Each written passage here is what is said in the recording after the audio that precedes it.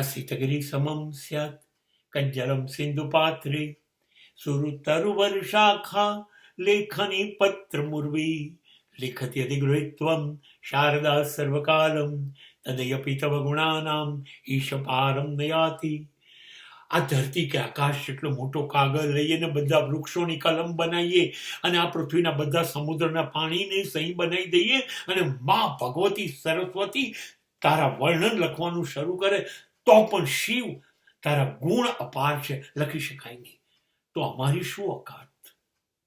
અમે તો મંદ બુદ્ધિ છીએ, અમે જડ બુદ્ધિ છીએ. હે શિવ, તું નિરાકાર છું, તું નિશબ્દ, તું નિસ્તબ્ધ છું. એ શિવ, તું જન્મતો નથી, ક્યારેય પૃથ્વી પર તું જન્મ્યો નથી, તારું મૃત્યુ શક્ય નથી. અજન્માનો લોકા, તું આ લોકમાં જન્મતો નથી, એ શિવ છું. અરે હે શિવ, આ પૃથ્વી ઉપર જે બધું જોડાયેલું છે ને, એકબીજાનું કુદરતી સંપત્તિ અને માણસો બધા એકબીજા જોડે જોડાય છે ને, એ સંબંધોનું કારણ હોય છે, પણ એ કારણનું પણ તું કારણ છે. You are causeless. તું બધા કારણોનું કારણ છું, છતાં લોકોને તારું કારણ નથી સમજાતું કે તું ક્યાં છું, તું કેમ છું, તું શું આ માટે છું. આ પૃથ્વી ઉપર અમને દેખાય છે પ્રકાશ સૂર્યનો, તારાઓનો, ચંદ્રનો. આ પ્રકાશ દેખાય છે ને, આ પ્રકાશની પાછળ પ્રકાશ ક્યાંથી આવ્યો એ તું છું.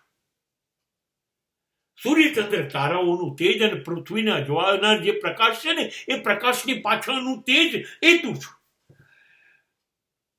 હે ઈશ્વર, તારી શરૂઆત નથી, તારો અંત નથી, આદિ નથી કે અંત નથી. ઈશ્વર, તારા ગુણનું વર્ણન કેવી રીતે કરીએ? માત્ર શાસ્ત્રોએ જેને શિવ કહ્યું છે એનો મતલબ જ છે કલ્યાણ. શિવ એટલે કલ્યાણ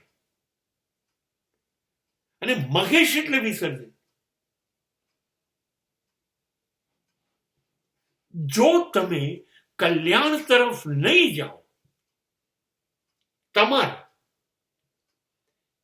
કે સમાજના, તો શિવની ત્રીજું નેત્ર ખુલશે, તો શિવનું તાંડવ નૃત્ય પણ થઈ શકે છે અને તમને અને સમગ્ર સંસારને એના પગ નીચે કચડી નાખશે. ત્યારે કલ્યાણ વિશે નહીં વિચારે, કેમ કે એ મૃત્યુનો, વિસર્જનનો દેવતા છે. એ નક્કી છે કે તમે કલ્યાણના રસ્તા પર છો કે નથી, એ તમારી ઉપર આધારિત છે.